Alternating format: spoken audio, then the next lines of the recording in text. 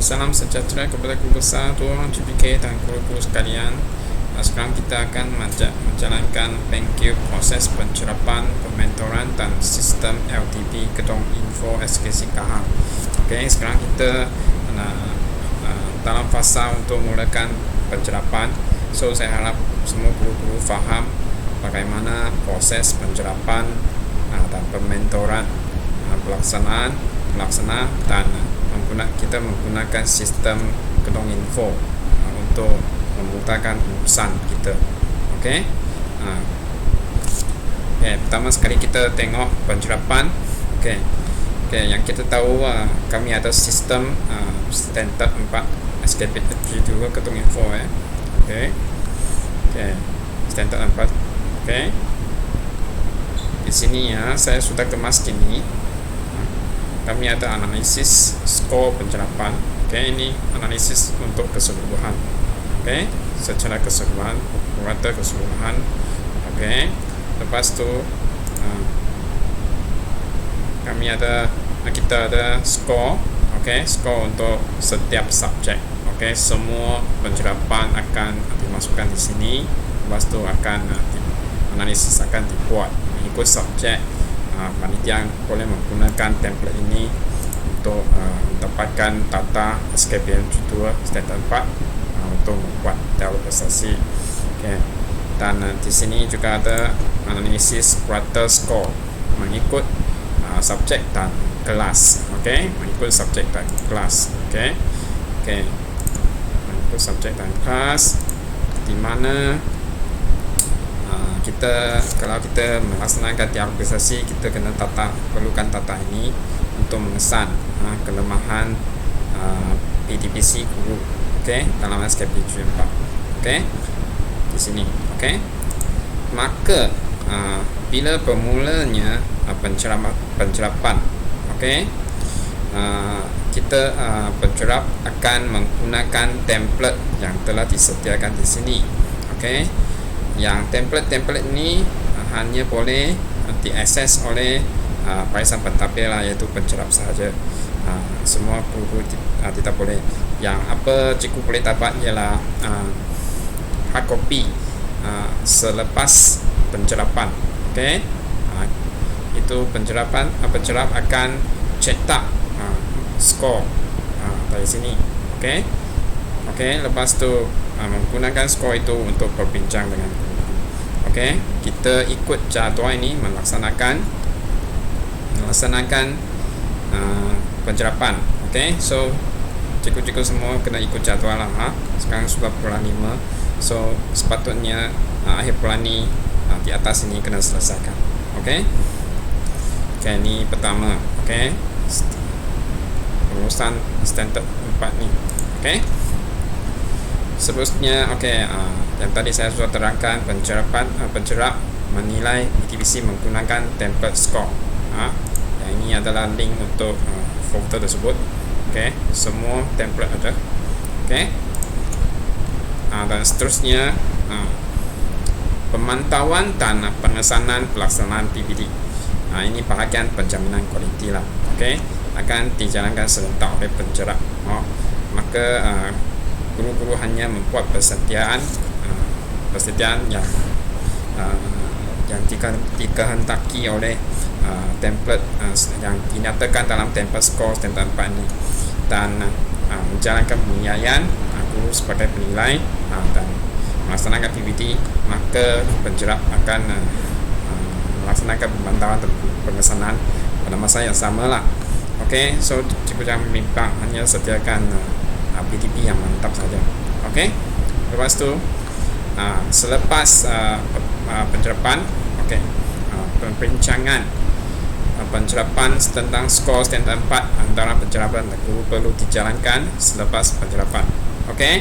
Maka selepas pencerapan, pencerap dan guru kena berbincang tentang skor standard 4 yang dinilai dalam semasa pencerapan. Maka perlu bincang dahulu baru tetapkan skor. Dua salinan template standard 4 SKP G2 yang selesai diberi skor akan dicetak dan ditandatangan oleh guru lah, dan pencerap sebelum diserah kepada guru. Okey. Maka semasa perbincangan tentang skor tersebut, maka kalau kita dapati ada kelemahan atau ada keperluan untuk menjalankan pementoran, maka pementoran akan dijalankan semasa perbincangan tersebut jika pencerap atau cadangan penambahbaikan kepada guru. So pementoran akan berlaku jika skor pencerapan tersebut tidak mencapai tahap yang cemerlang atau ada boleh lagi baik, boleh membuat penambahbaikan. Di sini kita kena perhatikan sedikit pementoran. Pementoran di sini pertama sekali ialah jika ada ketetapannya kelemahan dalam PDPC, maka pementoran penambahbaikan PDPC akan dilaksanakan. Dua jenis satu ialah pementoran penambahbaikan PDPC. Semasa melaksanakan pementoran ini, pementoran ini adalah berdasarkan skor standard 4 yang cikgu dapat dalam itu pencerapan.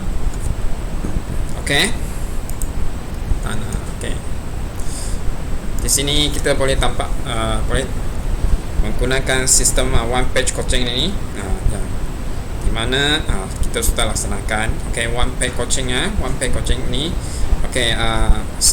Semasa menjalankan kita boleh mengisi program ini semasa pementoran atau selepaslah.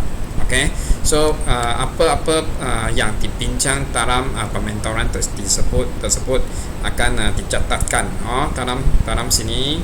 Dan jana itu pelaporan. Cikgu kena tahu di mana untuk mencapai OPC bimbingan, OPC laporan OPC mereka. Di sini pentadbiran OPC atau utama pun ada sistem OPC sini. OPC bimbing.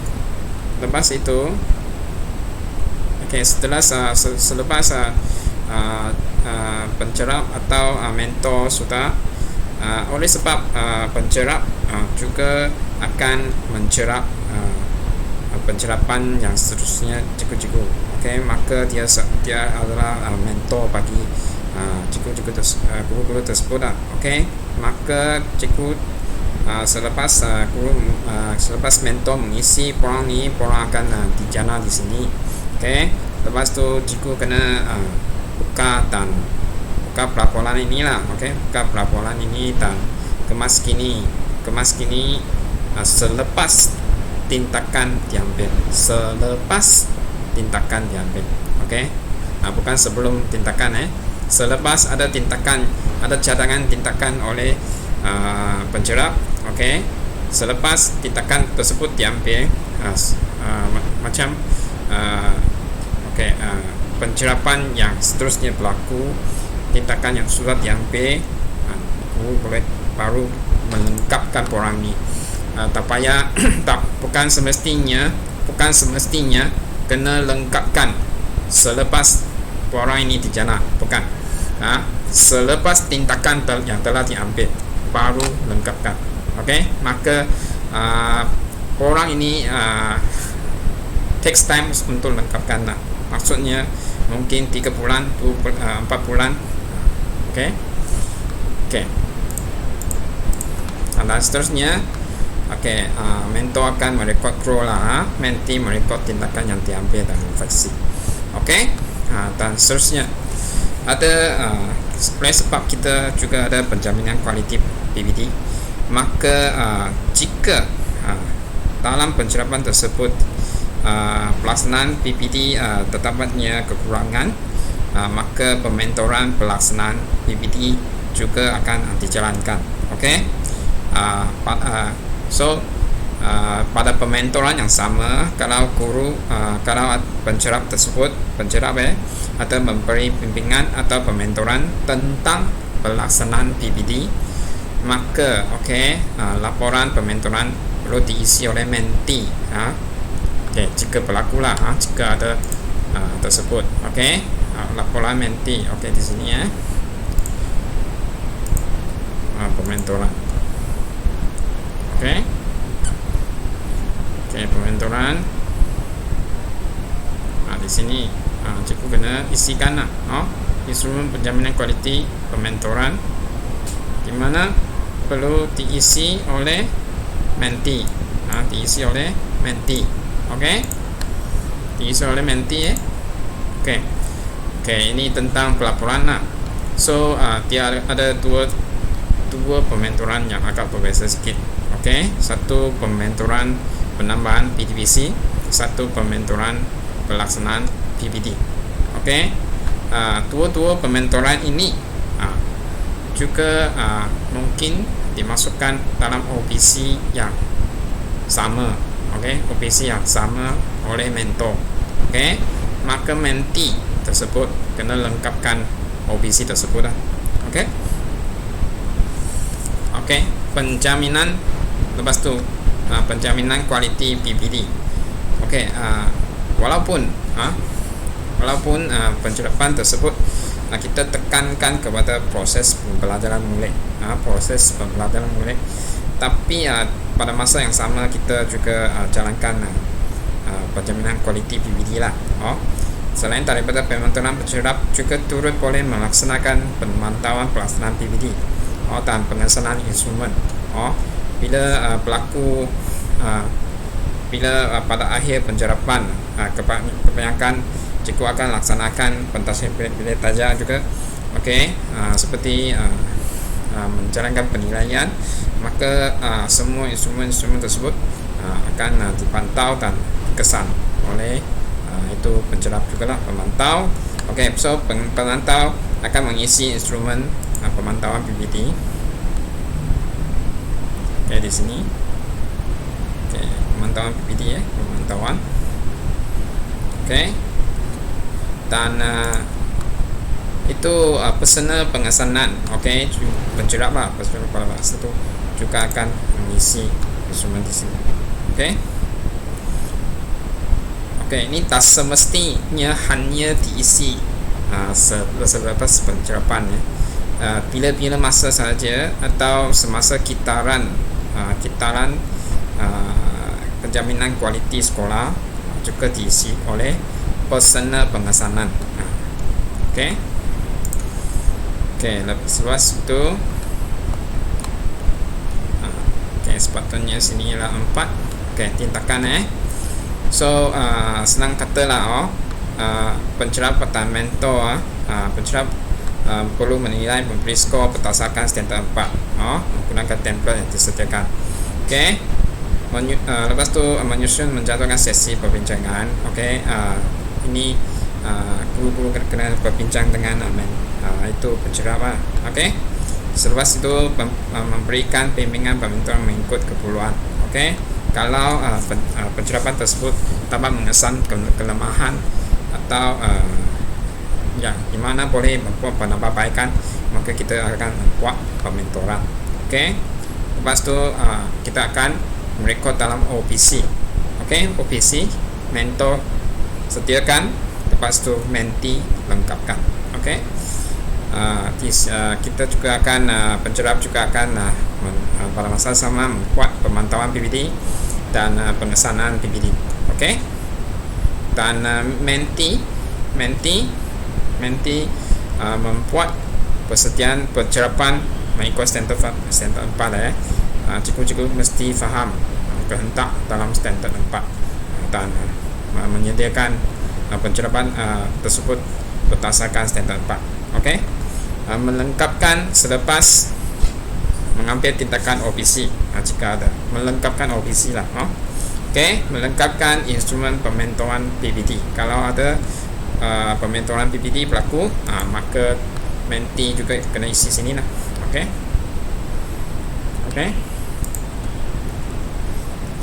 Dan seterusnya tadi yang lepas itu tentang pencerapan dan seterusnya pementoran.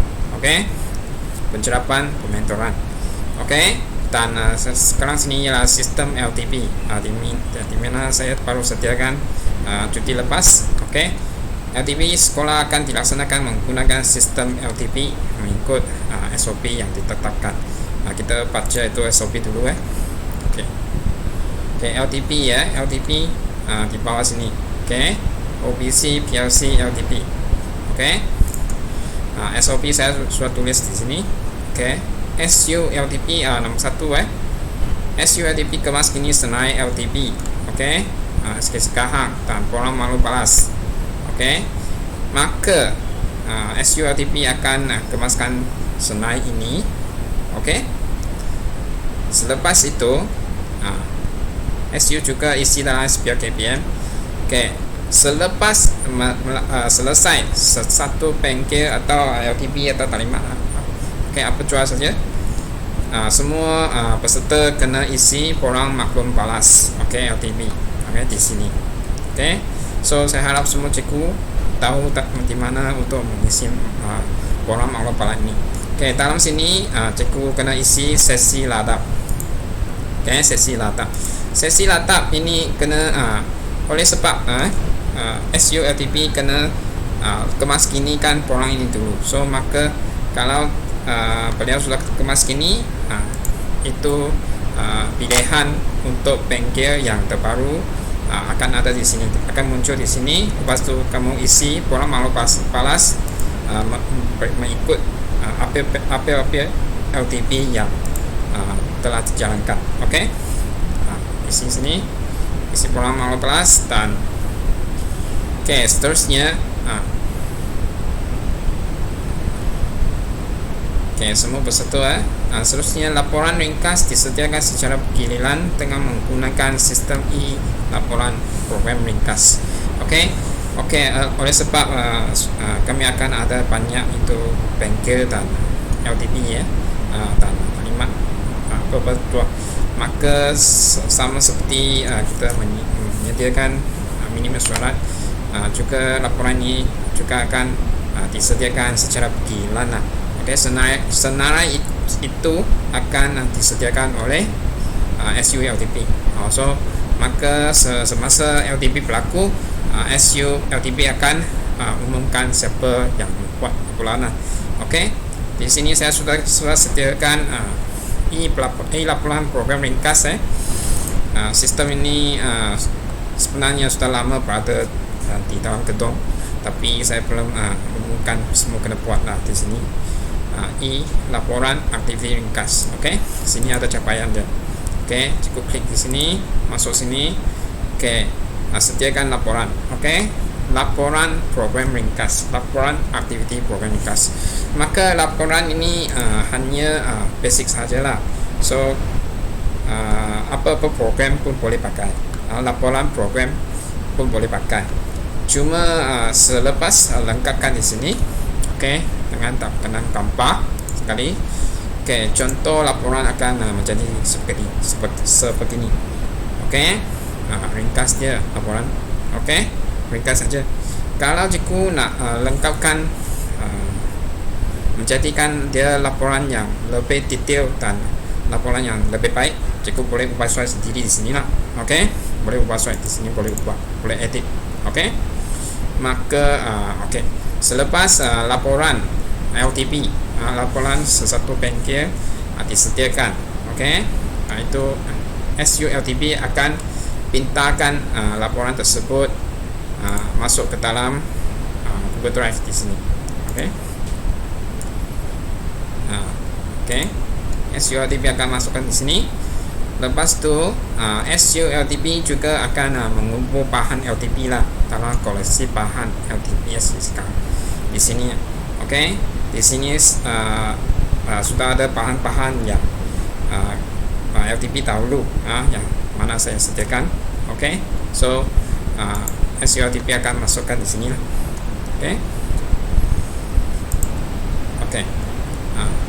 Ini ialah sistem LTP.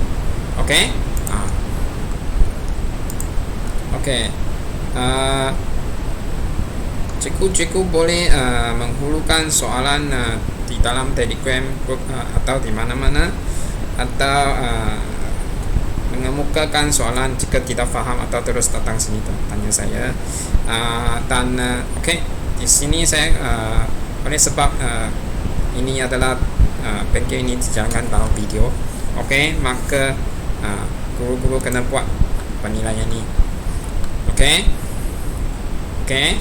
So diminta cikgu-cikgu selepas tengah tonton video ini, jika sudah ada kefahaman yang cukup, sila jawab Google Form ini. Sila jawab Google Form ini. Begitu sajalah bengkel kali ini. Saya harap semua cikgu faham, dan saya pun harap pencerapan yang seterusnya semua sudah akan berjalan dengan lancar, dan apa yang telah dinyatakan di sini, diterangkan di sini, dapat kita menjalankan pencerapan, pementoran dengan lebih berkesan. Terima kasih.